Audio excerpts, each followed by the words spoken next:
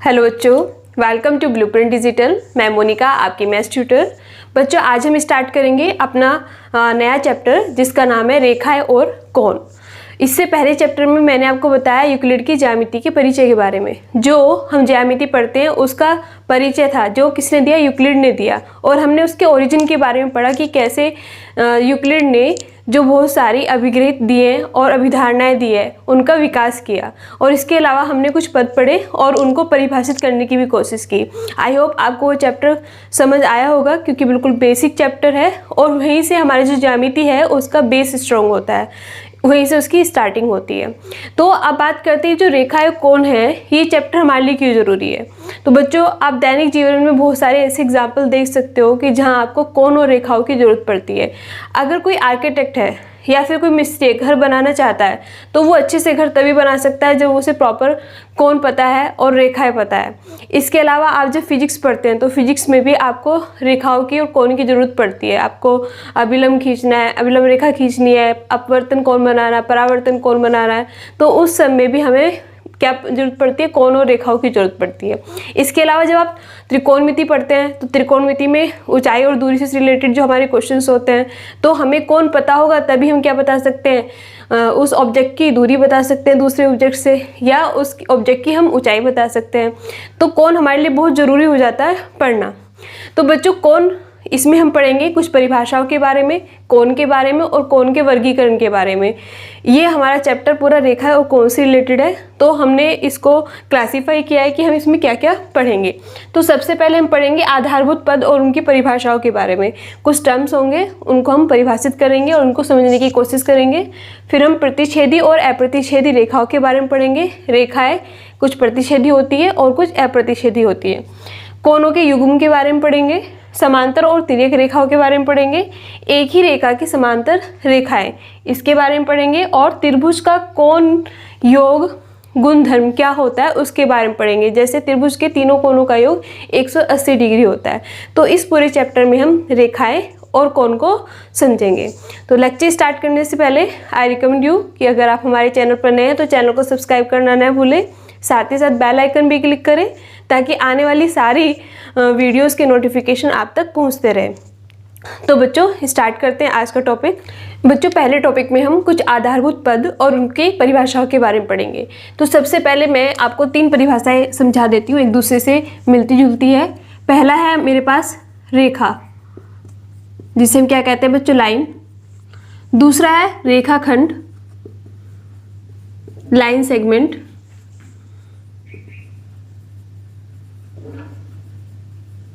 और तीसरा है किरण, रे, इसे हम रे कहते हैं। तो पहले हम इनकी परिभाषा देखते हैं कि रेखा क्या होता है, रेखाखंड क्या होता है और किरण क्या होती है।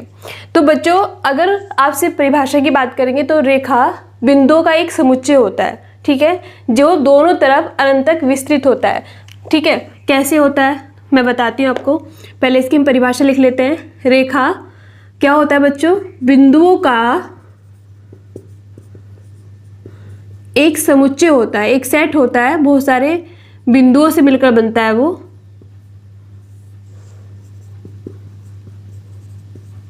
जो दोनों दिशाओं में अनंत तक विस्तृत होता है। देखो कैसे, हमारे पास ये एक रेखा है, ठीक है, ये एक बिंदु है, ये दूसरा बिंदु है ए और बी।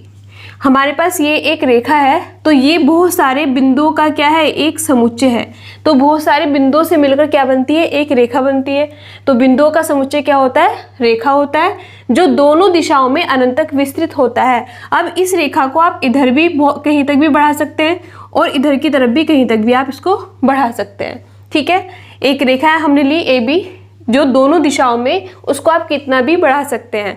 तो रेखाएं क्या होती है? बिंदुओं का एक समुच्चय होता है। ठीक है, जो रेखाएं होती है उसे हम जो दिखाते हैं वो हमारे जो अल्फ़ाबेट्स होते हैं, स्मॉल अल्फ़ाबेट से दिखाते हैं, जैसे L, M, N, P, Q R, इस तरह के छोटे शब्द से हम किसी भी रेखा को दर्शाते हैं। ठीक है, जैसे मैं कहूँ कि हमने कोई रेखा ली, हमने कोई एल रेखा ली, या हमने कोई फिर क्या ये एम रेखा ली, तो इसे हम रेखा को जो नाम देते हैं पूरा, वो छोटे जो हमारे लेटर्स होते हैं उनसे हम इनको दर्शाते हैं। दूसरा, इसे हम या तो ऐसे लिखेंगे रेखा ए बी, जैसे हमारे पास एक है रेखा, या तो हम इसे लिखेंगे जब क्वेश्चंस करेंगे कि रेखा ए बी, या फिर इसे हम क्या करते हैं ए बी के ऊपर दोनों तरफ को एरो बना के इस तरह से लिख देते हैं। दोनों तरफ एरो का मतलब है कि इसे दोनों तरफ कहीं तक भी बढ़ाया जा सकता है। ठीक है, कोई भी मतलब नाम होगा तो आप दोनों तरफ उसको बढ़ा सकते हैं। तो ए बी के ऊपर दोनों तरफ का एरो होगा, तो ये क्या है, इसका साइन है, एक चिन्ह है इसका, किसे दिखाने का, रेखा ए बी को दिखाने का, कि ए बी लिखा और दोनों तरफ हमने एरो बना दिया। तो रेखा क्या होती है, बिंदुओं का एक समुच्चय होता है जो दोनों दिशाओं में अनंत तक विस्तृत होता है। इसे हम छोटा L M N P Q इन अल्फ़ाबेट से दिखा सकते हैं, दर्शा सकते हैं। इसके अलावा हम लिख सकते हैं रेखा ए बी, या फिर ए बी के ऊपर दोनों तरफ को एरो साइन हम बना सकते हैं। ठीक है, अब दूसरा आता है रेखाखंड। तो रेखाखंड क्या होता है बच्चों, रेखाखंड रेखा का एक भाग होता है, रेखा का एक भाग होता है जिसके दो अंत्य बिंदु होता है बच्चों एंड पॉइंट। ठीक है, एंड पॉइंट होते हैं। कैसे, हमारे पास कोई रेखा है, ये हमारे पास एक रेखा है, और हमने इस रेखा का एक पार्ट ले लिया यहाँ से यहाँ तक का। ठीक है, ये ए है और ये बी है, तो इस पूरी रेखा, ये एल रेखा थी हमारे पास, इस पूरी रेखा में से हमने ये कुछ पार्ट ले लिया, इसे हम कहेंगे ये क्या है, रेखाखंड है। ठीक है, और इसके दोनों पॉइंट जो होते हैं, एंड पॉइंट जो होते हैं वो फिक्स होते हैं। यहाँ पे ये ए से शुरू हो रहा है और यहाँ तक पे ये बी पे ख़त्म हो रहा है, यानी कि ए से लेकर सिर्फ बी तक, ए से लेके बी तक दोनों पॉइंट हमें एंड पॉइंट पता होते हैं रेखाखंड में। यानी कि इसकी लंबाई जो होती है, लंबाई क्या होती है, निश्चित होती है। हमें पता है कि कितने सेंटीमीटर का रेखाखंड है। ठीक है, तो इसकी जो लंबाई होती है वो कैसी होती है, निश्चित होती है। इसकी लंबाई निश्चित नहीं होती, ये कहीं तक भी विस्तृत हो जाती है। तो ये बड़ी चीज़ है, ये छोटी चीज़ है। रेखाखंड रेखा का एक क्या है बच्चों, पार्ट है, भाग है उसका। इसे हम कैसे दिखाएंगे, या तो हम लिखेंगे रेखाखंड ए बी, या फिर आप ए बी के ऊपर ये साइन लगा देंगे। ठीक है, ए बी के ऊपर आप ये साइन लगा देंगे, तो ये आपका हो जाएगा क्या, इसका मतलब बस ए को बी तक और बी को ए तक बढ़ाना है। आगे हमने एरो नहीं बनाया कोई सी भी तरफ, यानी कि इसको हम आगे और नहीं बढ़ाएंगे, तो जो इतना ही पार्ट होगा वही रेखाखंड होगा। ठीक है, रेखाखंड जिसकी लंबाई निश्चित होती है, फिक्स होती है, और वो रेखा का एक भाग होता है, और जिसके दोनों अंत्य बिंदु होते हैं, एंड पॉइंट्स होते हैं। ठीक है, फिक्स पॉइंट होते हैं कि ये जो रेखाखंड है ये यहाँ से यहाँ तक है। तो ये हमारा रेखाखंड हुआ। अब बात करते हैं किरण की। तो किरण भी क्या होती है, रेखा का एक पार्ट होता है। किरण रेखा का एक पार्ट होता है, रेखा का एक भाग होता है जिसमें एक अंत्य बिंदु होता है। जो एंड पॉइंट होता है वो एक होता है, मतलब एक नहीं होता। इसका मतलब कि किरण को एक ओर से हम आगे नहीं बढ़ा सकते, लेकिन दूसरी दिशा में उसे आगे बढ़ा सकते हैं। जैसे मैंने एक बिंदु लिया ए, और बिंदु ये जो है ये इसका एंड पॉइंट है। ए को हम इधर नहीं बढ़ाएंगे, लेकिन ए को हम आगे बी तक बढ़ा सकते हैं, और जिधर हम बढ़ा सकते हैं उधर हम एरो का साइन लगाते हैं। ठीक है, तो ये हो गया बी। तो ए जो है इसका, ये क्या है बच्चों, अंत्य बिंदु है। ठीक है, इस अंत्य बिंदु को हम और भी नाम से जानते हैं। अंत्य बिंदु को हम आदि बिंदु या फिर प्रारंभिक बिंदु भी कहते हैं, क्योंकि यहाँ से इसकी स्टार्टिंग हो रही है। इस किरण की क्या हो रही है, यहाँ पे स्टार्टिंग हो रही है, तो इसलिए इसे हम आदि बिंदु या प्रारंभिक बिंदु भी कहते हैं, या अंत्य बिंदु कहते हैं, एंड पॉइंट कहते हैं।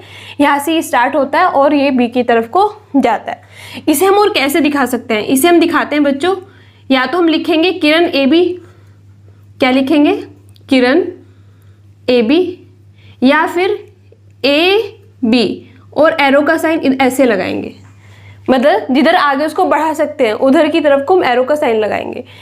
यानी कि इससे एक पॉइंट और निकल के आता है कि AB, अगर हम ये लिखें कि AB एरो BA एरो, क्या ये बराबर है? तो ये बराबर नहीं होंगे, ठीक है, क्योंकि इसमें इसका जो आदि बिंदु है वो A है और इसमें आदि बिंदु B है। तो ये जो लाइन है इसके लिए ये जो हमारा स्टेटमेंट है ये गलत है, क्योंकि ये हम B से इस किरण को खींचना स्टार्ट नहीं कर रहे हैं, हम यहाँ पे तो आके ख़त्म हो रही है, इसको हम आगे और भी बढ़ा सकते हैं। ये स्टार्ट कहाँ से हो रही है, A पॉइंट से हो रही है, तो इसीलिए एरो साइन हम उधर की तरफ को लगाते हैं।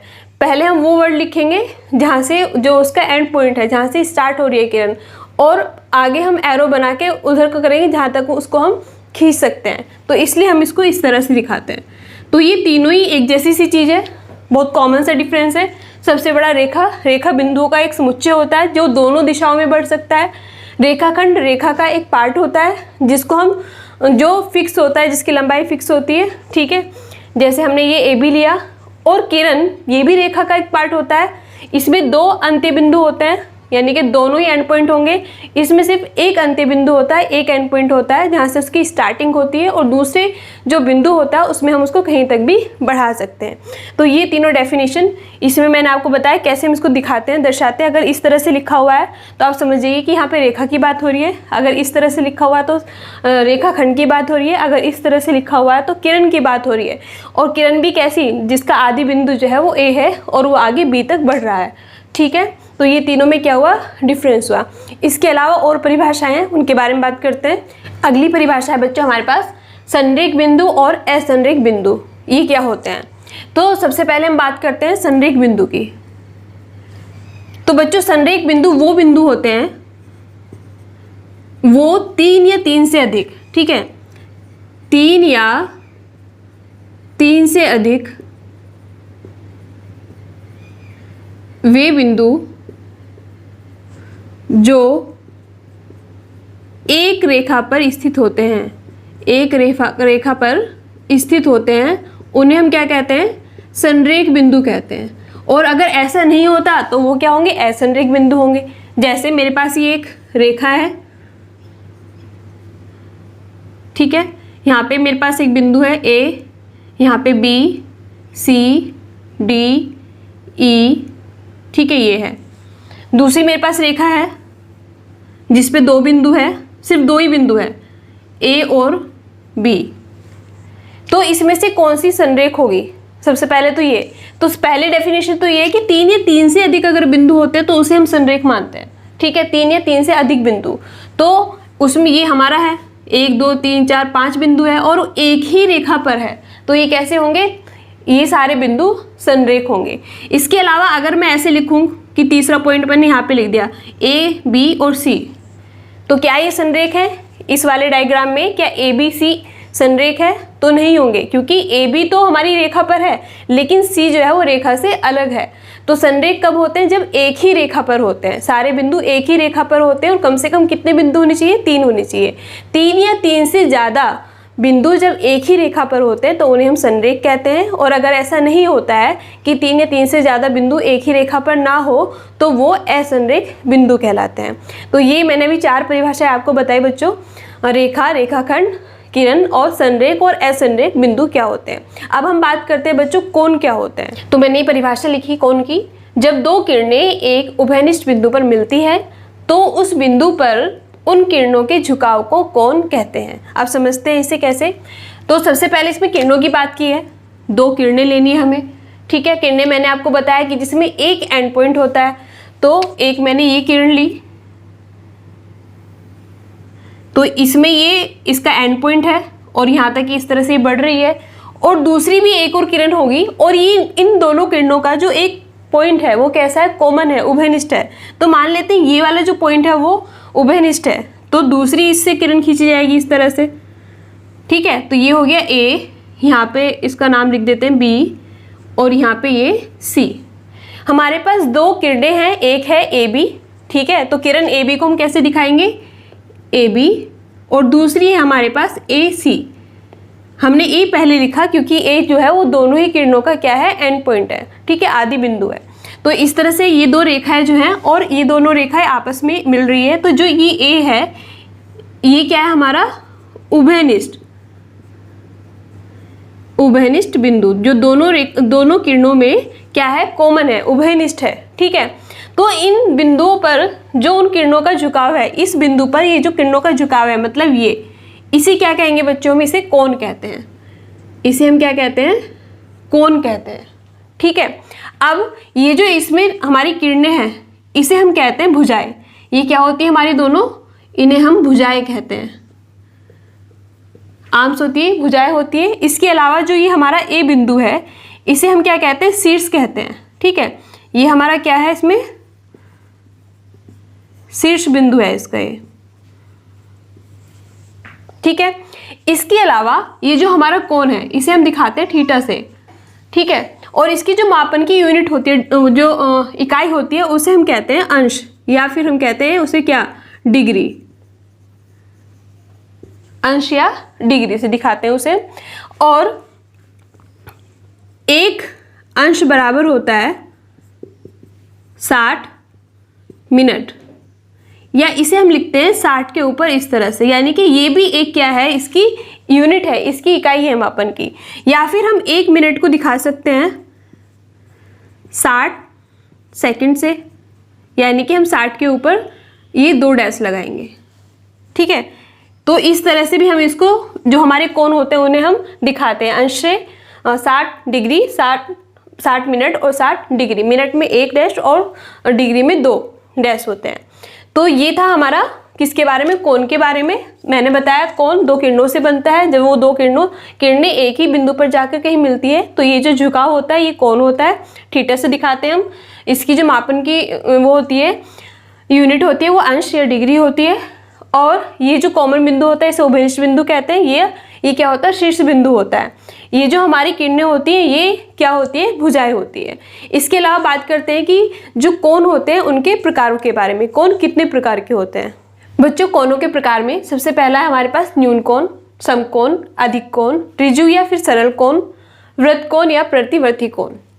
तो ये हमने कोणों के आधार पर इसका क्या बताया, क्लासिफिकेशन बताया, वर्गीकरण बताया कोणों का। अब ये होते क्या है एक एक समझते हैं हम। सबसे पहले बात करते हैं हम न्यून कोण की।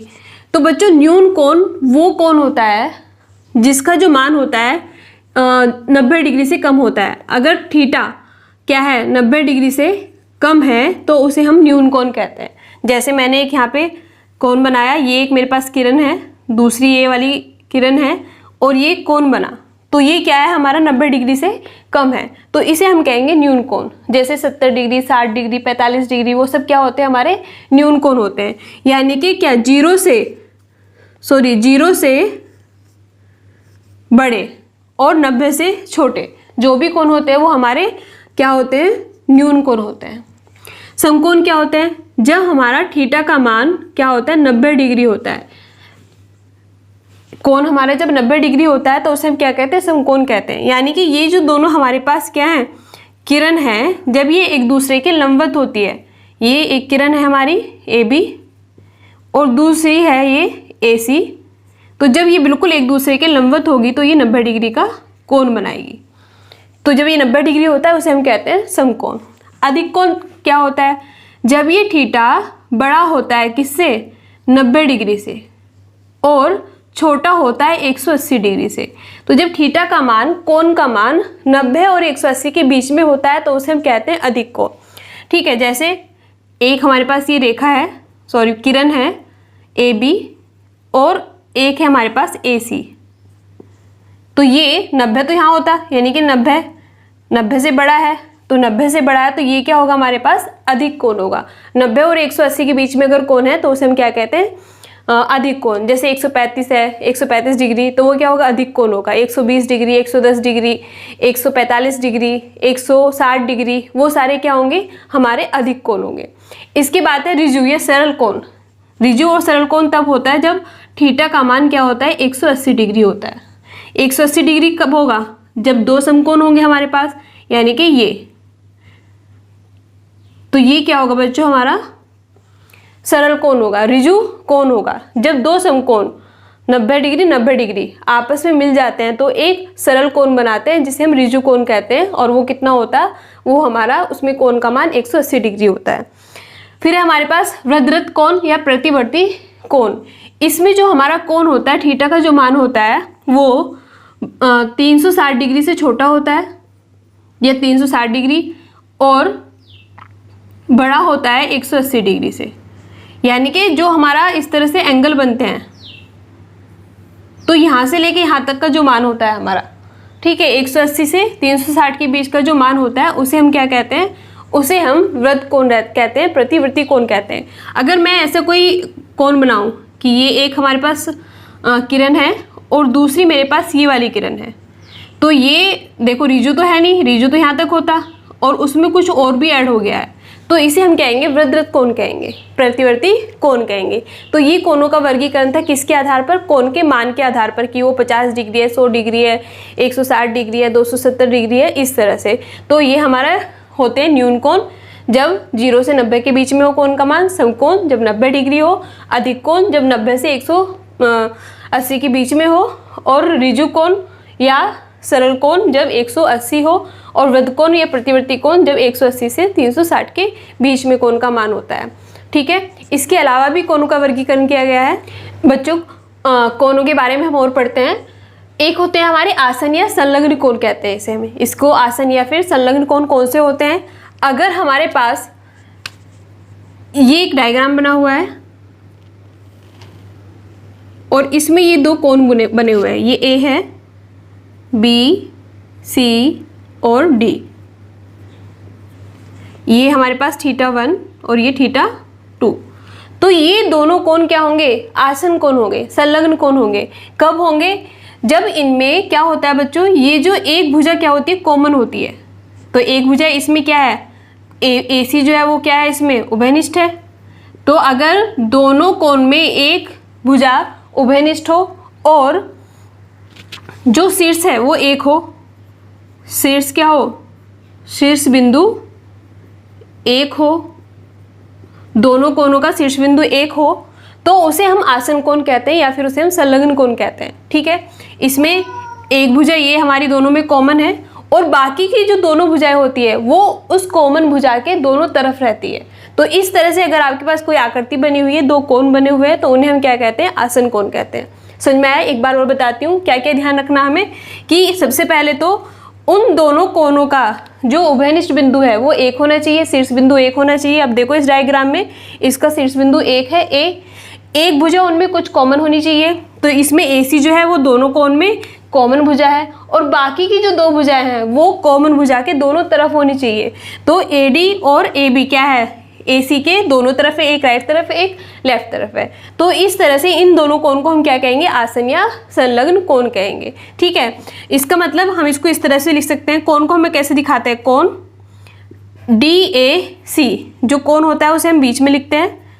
इसको हम ऐसे भी लिख सकते हैं, कोण A, लेकिन इस तरह से भी लिख सकते हैं। तो कोण DAC प्लस कोण CAB बराबर होगा कोण DAB के। तो इस तरह से कोण को रिप्रेजेंट किया जाता है। तो ये दोनों कोण जो हैं वो बराबर होंगे इस बड़े कोण के। इसमें एक कॉमन उभयनिष्ठ बिंदु होता है, एक उभयनिष्ठ भुजा होती है, बाकी की जो दो भुजाएं होती है वो उभयनिष्ठ भुजा के दोनों तरफ होती है। तो उन कोण को हम आसन कोण या संलग्न कोण कहते हैं। अब बात करते हैं शीर्षाभिमुख कोण। तो बच्चों एक तो होती है हमारी समांतर रेखाएं, ठीक है, जो आपस में कभी भी नहीं मिलती है। दूसरी होती है हमारे पास प्रतिच्छेदक रेखाएं, जो किसी न किसी पॉइंट पर जाकर मिल जाती है। तो ये दो मेरे पास रेखाएं हैं और ये इस पॉइंट पर जाकर आपस में मिल रही है। तो जब दो रेखाएं आपस में जाकर मिलती हैं, इंटरसेक्ट करती है, तो वो कोण बनाती है इस तरह से। तो इन कोण को ही हम शीर्षाभिमुख कोण कहते हैं। यानी कि ये θ1 है और ये θ2 है। तो θ1 और θ2 क्या होंगे, हमारे शीर्षाभिमुख कोण होंगे। इसी तरह से ये वाले कोण भी क्या होते हैं, शीर्षाभिमुख कोण होते हैं। ठीक है, ये A मान लेते हैं और इसे B मान लेते हैं। तो ये AB क्या होंगे बच्चों, शीर्षाभिमुख कोण होंगे। शीर्ष के सामने बना हुआ, ये क्या होगा, इसका शीर्ष होगा। ये इसका शीर्ष होगा, तो आमने सामने शीर्ष में बने हुए कोण क्या होते हैं, वो शीर्षाभिमुख कोण होते हैं। ठीक है, बात करते हैं कोणों का रैखिक युग्म। ये होता है एक हमारी बस सीधी लाइन, और आप कहीं पे भी इस तरह से कोण बना लें, एक ये कोण होगा और ये एक कोण ये होगा, तो जब इन दोनों का सम क्या होगा, θ1 + θ2 क्या होगा, 180 डिग्री होगा, तो उसे कोणों का रैखिक युग्म कहते हैं। ठीक है, कोण समद्विभाजक क्या होता है, जैसे हमारे पास एक ये है, ये ए बी और सी, तो एक कोई ऐसी लाइन जो इस कोण को बिल्कुल दो बराबर पार्ट में डिवाइड करे। ठीक है, ये हमारा पूरा कोण था और इसे उन्होंने इन दो पार्ट में बराबर डिवाइड कर दिया, तो इसे हम क्या कहेंगे, इसे हम कोण समद्विभाजक कहते हैं। समद्विभाजक समान दो भागों में उसको विभाजित करना। ठीक है, तो कोण को ऐसी ये वाली भुजा जो किसी कोण को समान दो भागों में विभाजित करती है, उसे हम कहते हैं ये एक कोण समद्विभाजक है। ठीक है, तो कोण समद्विभाजक जो कोण को समान भाग में डिवाइड करे। तो ये कुछ और बिंदु थे जो हमने एक्सप्लेन किए। इसके अलावा जो कोण होते हैं वो दो प्रकार के और हम उसको बता सकते हैं, एक होते हैं पूरक कोण, दूसरे होते हैं संपूरक कोण। पूरक कोण वो दो कोण होते हैं जिनका योग 90 डिग्री होता है, और संपूरक कोण वो दो कोण होते हैं जिनका योग 180 डिग्री होता है। नेक्स्ट लेक्चर में बच्चों हम बात करेंगे पूरक और संपूरक कोण के बारे में, और उससे हम सीखेंगे कि कैसे हम क्वेश्चंस को हल कर सकते हैं। आज के लेक्चर में हम इतना ही समझते हैं। जो भी मैंने आज आपको कराया है वो आप सब अपनी नोटबुक में नोट कर लें, नोट्स बना लें, और बहुत ईजी लैंग्वेज में है ये, आपको समझ में आया होगा। फिर भी कुछ डाउट है तो आप कमेंट करके पूछ सकते हैं। वीडियो को लाइक करें, शेयर करें, चैनल को सब्सक्राइब करें। Thank you.